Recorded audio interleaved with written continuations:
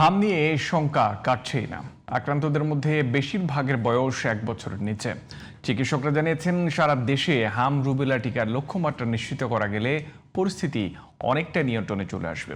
এদিকে রোববার স্বাস্থ্য অধিদপ্তর জানিয়েছে, 24 ঘন্টার ব্যবধানে হাম ও হামের উপসর্গ নিয়ে আরও 4 জনের মৃত্যু হয়েছে আর আক্রান্ত হয়েছেন 1365 জন।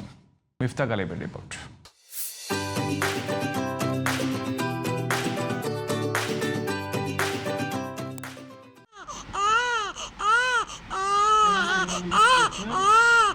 এটি রাজধানীর সংক্রামক ব্যাধি হাসপাতালের 6 মাসের কম বয়সী শিশুকে নিয়ে এক মায়ের সংগ্রামের চিত্র।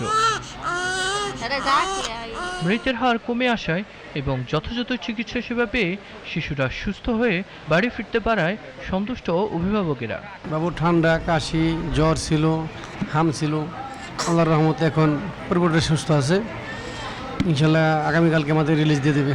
হাম উঠছিল, হাম ভালো হয়েছে, কিন্তু শ্বাসকষ্টটা কমে না। ঘাটটার সোজা করতে পারছিল না, একদম অজ্ঞান মতন ছিল। এখন একটু এই যে কান্নাকাটি করছে, একটু নাড়াচড়া করছে। বাচ্চা তখন 6টা রোগ ধরা পড়ছে, তখন তো নাই যে আস্তে আস্তে আল্লাহর রহমতে ভালো হয়েছে, সুস্থ হয়েছে। এদিকে 0 থেকে 6 মাস বয়সী শিশুরা হামে আক্রান্ত হওয়ায় দুশ্চিন্তা বেড়েছে অনেকের। ওর বয়স হচ্ছে 2 মাস 12 দিন।